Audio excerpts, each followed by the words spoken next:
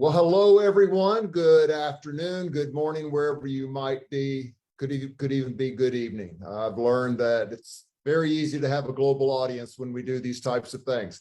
Okay, I'm going to try to do a Pechakucha approach with this. I'm not sure how successful I'll be, but in essence, about 20 seconds per slide here.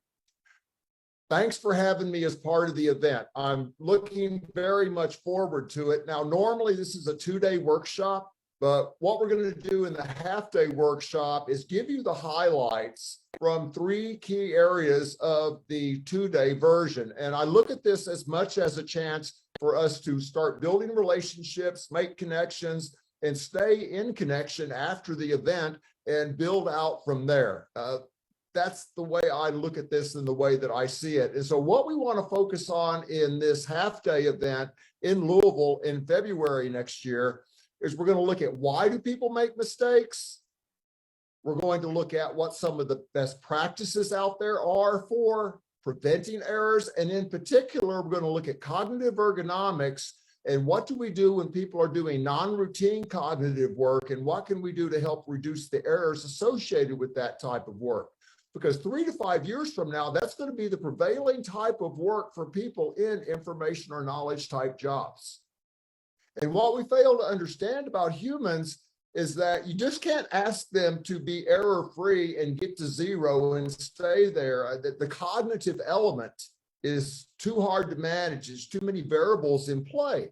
And so what we have to do is we have to look at the risk of error associated with the given type of work, project the severity of that, and then match our safeguards for approaching work that day to help make sure we stay as risk-free as we can. And a lot of leaders often balk at this, especially when it comes to new technology.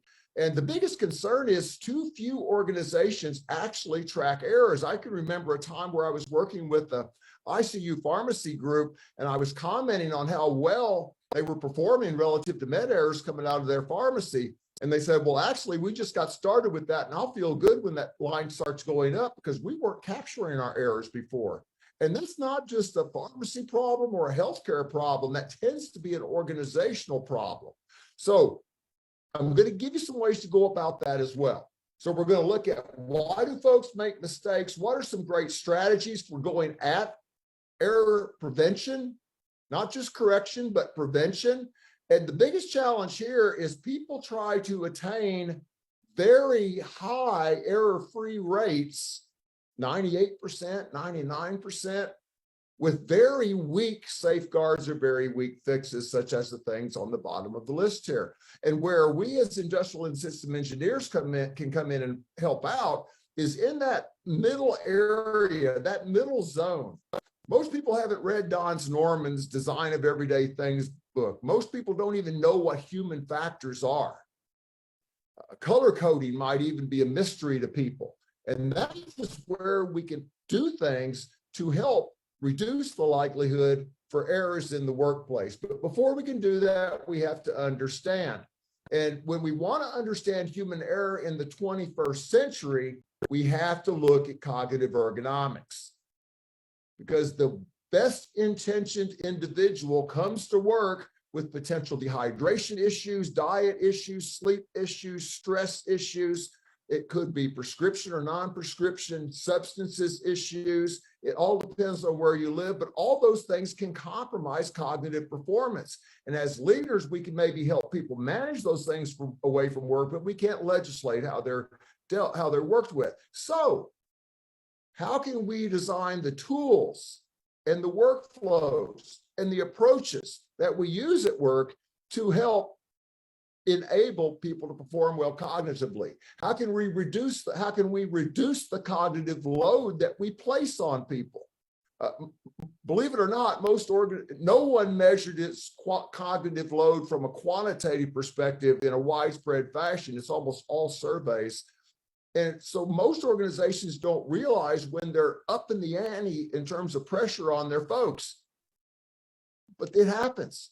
So we want to look at both how do we manage things cognitively and how do we avoid loading people up too much cognitively. And I went to NASA to better understand this. You know, NASA's flying a long duration space flight to Mars.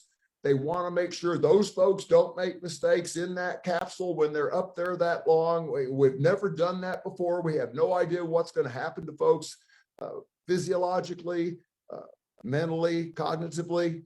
And so NASA's done a lot of research, and I've gotten both their Human Engineering Design Handbook and their Human Integration Design Handbook and gone through there and looked for practical things that we can use in the workplace on a regular basis.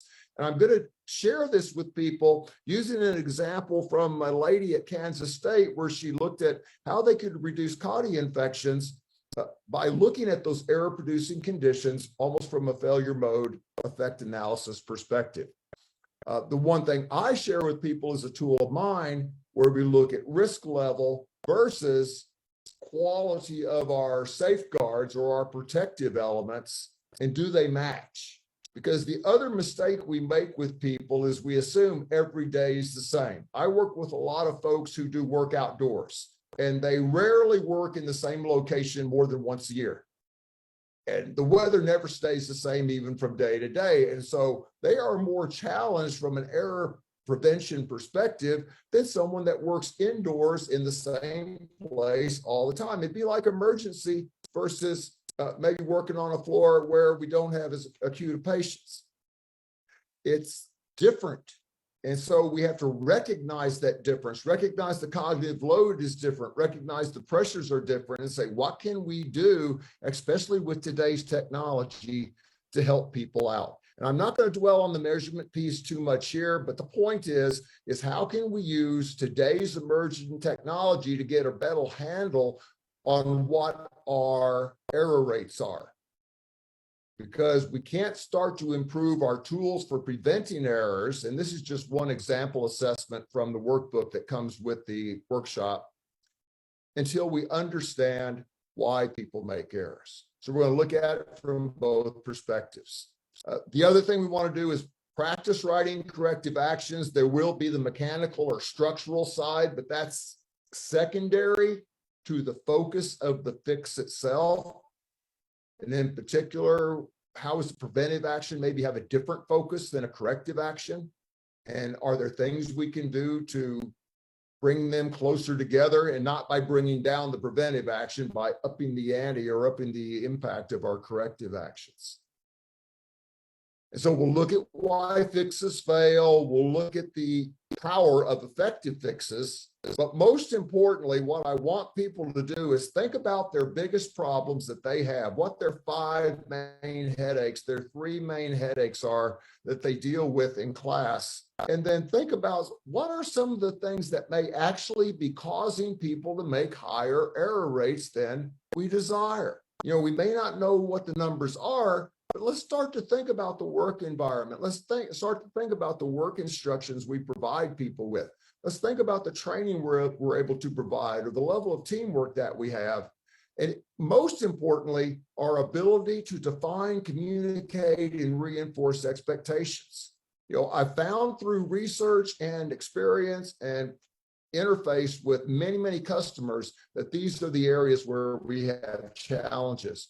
And so I'll give people a little bit of information on how we can re-engineer things from a human factors perspective, how we can improve our work instructions, whatever documents we give to folks. And this is critical right now because most people are starting to digitalize. And unfortunately, all they're doing is taking the paper form and making it digital. And that is a crime. It's a shame. We are not appreciating the user experience. And so we want to talk about the UX. We want to come to understand it to a greater degree. And there's very simple things we can do when we take paper forms and put them in a digital fashion that can help improve performance. So it's something we want to look at. And I also want to share some great stuff from Gretchen Rubin that has had a profound effect on my ability to enforce the rules, and I think my ability to teach people more positive enforcement strategies. That's what we need in today's workplace. The authoritarian workplace has to be gone. The totalitarian workplace, we can't have that anymore. So how can we use positive enforcement to help reduce error rates?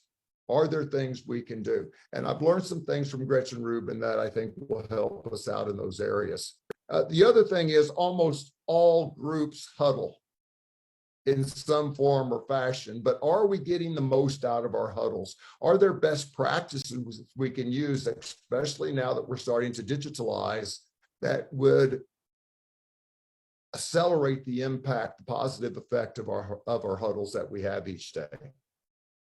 Training is always the key. And what I've tended to find in working with healthcare, especially through Baldrige, is that we focus a lot on the training of clinicians, but we don't focus as much on the training of support staff, the non-clinicians. And again, with today's technology, there's some things we can do there. And I've learned some practices, for example, from an organ donor, the group that received the Baldrige Award, that are some great strategies for making training materials much more usable and available to our non-clinical staff. And then finally, I just want to talk about how all this fits together and how, if we really want this to work, we have to take it to the process level. We can't live at the system or 35,000 foot level and minimize errors. This has to be an inside out process. All staff need to be able to assess risk on a regular basis. All staff should know how the design of their tools and safeguards help reduce errors. And most importantly, all staff should have a vehicle for contributing to process improvements that can, and I'm not saying expensive stuff, I'm saying human factors focused, very value added, reasonably cost things that I have seen significantly reduce errors. And most people are just too busy doing their jobs to go out and benchmark and source those things. We'll end the session with action planning.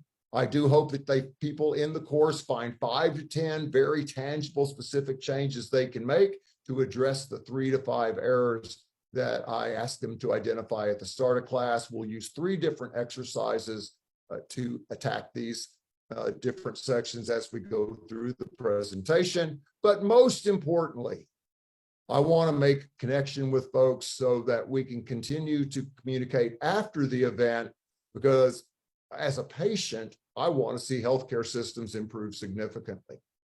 So that's what I've got to share. Thank you for taking the time to let me share my information with you. And I'm looking forward to being in Louisville in February.